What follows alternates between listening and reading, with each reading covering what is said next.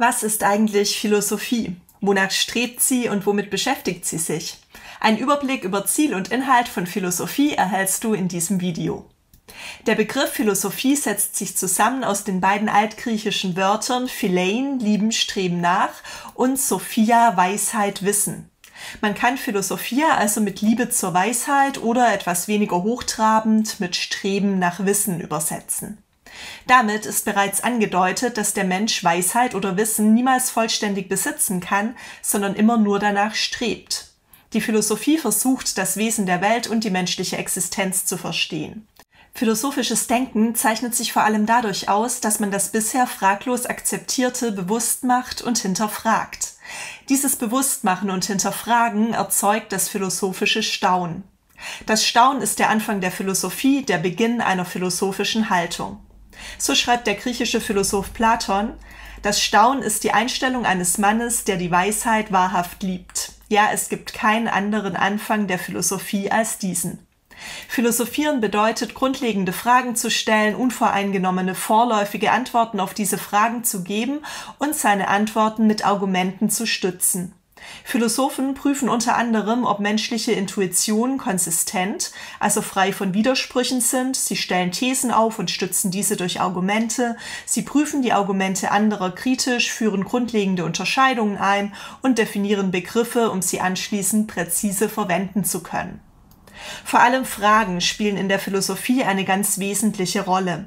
Die Philosophie liefert keine finalen Antworten, sondern zeichnet sich gerade dadurch aus, dass ihre vorläufigen Antworten ständig weiter hinterfragt, kritisch durchdacht und geprüft werden. Philosophie ist somit ein immer weiter fortschreitender Diskussionsprozess. Sobald du eine eindeutige Antwort auf eine Frage googeln kannst, handelt es sich nicht um eine philosophische Frage. Philosophieren bedeutet damit auch immer, sich sein eigenes Nichtwissen vor Augen zu führen. Schon Sokrates erkannte: Ich weiß, dass ich nicht weiß, und war mit dieser Erkenntnis weiser als viele seiner Zeitgenossen, die nur über vermeintliches Wissen verfügten. Es gibt demzufolge keinen für alle verbindlichen Kanon philosophischen Wissens. Philosophische Fragen können nicht durch Beweise, Beobachtungen oder Experimente klar beantwortet werden. Eindeutige Antworten auf philosophische Fragen lassen sich nicht googeln. Man kann sich der Beantwortung philosophischer Fragen nur argumentativ nähern. Und da alle Argumente auf Annahmen beruhen und diese Annahmen wiederum in Zweifel gezogen werden können, stehen am Ende des philosophischen Fragens und Nachdenkens keine allgemein verbindlichen Antworten, sondern weitere Fragen. Wenn wir uns mit Philosophie beschäftigen, versuchen wir auch herauszufinden, was aus den möglichen Antworten auf philosophische Fragen jeweils folgen würde. Für alle Positionen in der Philosophie gibt es Pro- und Kontraargumente. Keine Antwort ist also die einzig mögliche oder die einzig vernünftige.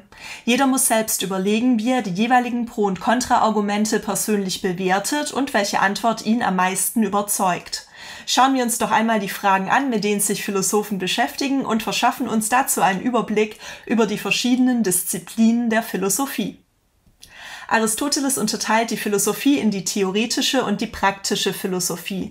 Die beiden Disziplinen unterscheiden sich durch ihren Blickwinkel. In der theoretischen Philosophie geht es um das Durchschauen der Dinge, in der praktischen Philosophie um das optimale Handeln.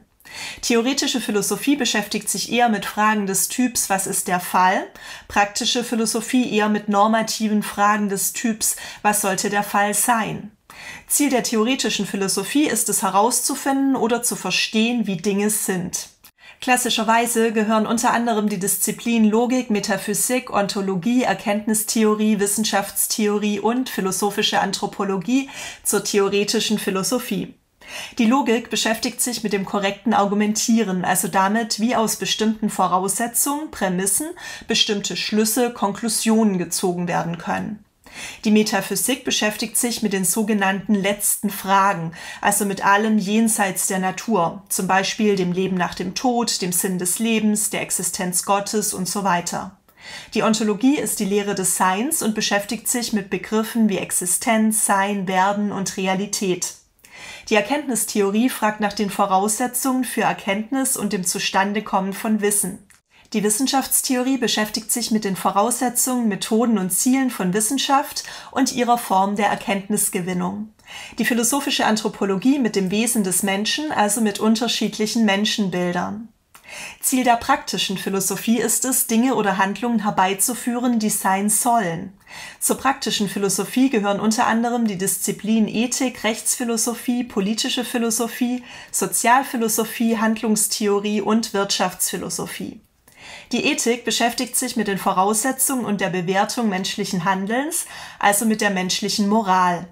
Die Rechtsphilosophie mit Recht und Gerechtigkeit, die politische Philosophie mit Kritik und Sinn politischen Handelns sowie sozialer und politischer Systeme. Die Sozialphilosophie mit Fragen zum Sinn und Wesen einer Gesellschaft, also dem Verhältnis zwischen dem Individuum und der Gemeinschaft und den Strukturen des Zusammenlebens. Die Handlungstheorie mit Problemen, die sich im Zusammenhang mit dem menschlichen Handeln ergeben. Und die Wirtschaftsphilosophie mit Grundlagen und Grundfragen der Wirtschaft und ihrer Wissenschaften. Wir sehen, dass sich Philosophie im Gegensatz zu anderen Wissenschaften nicht nur auf einen Teilausschnitt der Wirklichkeit beschränkt, sondern die gesamte Wirklichkeit umfasst. Philosophie ist eine Universalwissenschaft. Wenn du dich für philosophische Themen interessierst, dann schau gerne auf meinem Kanal vorbei. Dort findest du viele Videos zu ganz unterschiedlichen philosophischen Fragen aus den einzelnen Disziplinen. Der deutsche Philosoph Immanuel Kant umreißt die Philosophie mit seinen 4 berühmten Fragen: Was kann ich wissen? Was soll ich tun? Was darf ich hoffen? Und was ist der Mensch? Kant selbst ordnet die Frage, was kann ich wissen, der Metaphysik, die Frage, was soll ich tun, der Moral, die Frage, was darf ich hoffen, der Religion und die Frage, was ist der Mensch, der Anthropologie zu. Für ihn beziehen sich im Grunde die ersten 3 Fragen alle auf die letzte Frage. Metaphysik, Moral und Religion lassen sich laut Kant also zur Anthropologie rechnen. Heute würden wir die Kantschen Fragen anders zuordnen. Die Frage, was kann ich wissen, entspricht nach heutiger Definition der Erkenntnistheorie, die Frage, was soll ich tun, der Ethik, die Frage, was darf ich hoffen, der Metaphysik und die Frage, was ist der Mensch, der philosophischen Anthropologie. Und wie lauten die Antworten auf diese 4 Fragen? Wie anfangs erwähnt, liefert die Philosophie gerade keine finalen Antworten. Auch Kant fand keine letztgültigen Antworten auf diese Fragen. Mit allen 4 Fragen setzt er sich aber sehr ausführlich in seinen Werken auseinander.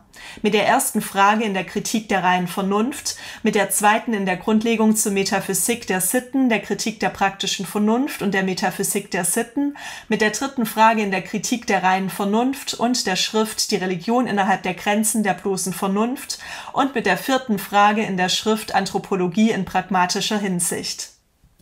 Der US-amerikanische Philosoph David Lewis beschrieb philosophische Arbeit wie folgt: Aber wenn alles gesagt und getan ist, wenn all die trickreichen Argumente und Unterscheidungen und Gegenbeispiele entdeckt sind, stehen wir wahrscheinlich immer noch vor der Frage, welche Preise sind es wert, gezahlt zu werden? Welche Theorien sind, wenn man alles gegeneinander abwägt, glaubwürdig? Welche kontraintuitiven Konsequenzen sind inakzeptabel und welche sind vielleicht doch tragbar? Im Hinblick auf diese Frage können wir immer noch unterschiedlicher Meinung sein. Und wenn tatsächlich alles gesagt und getan ist, gibt es keine Hoffnung mehr, noch weitere Argumente zu entdecken, die unsere Meinungsverschiedenheiten beilegen. Philosophie bietet keine einfachen und allgemeingültigen Antworten, sondern lediglich eine Analyse von argumentativen Zusammenhängen. Sie sagt uns nicht, wie etwas ist oder was wir glauben sollen, sondern zeigt uns auf, welche Konsequenzen aus bestimmten Annahmen folgen. Wir sollen nicht blind Autoritäten glauben und deren Theorien und Formeln einfach übernehmen. Die Verantwortung bleibt damit beim einzelnen denkenden Menschen. Letztendlich muss jeder selbst entscheiden, was er für richtig und überzeugend hält.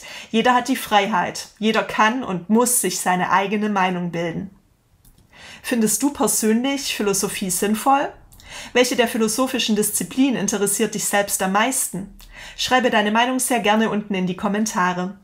Mit dem Quizlet-Lernset Was ist Philosophie, Begriffe und Disziplinen kannst du dein Wissen jetzt überprüfen und vertiefen. Viel Spaß beim Lernen und bis bald!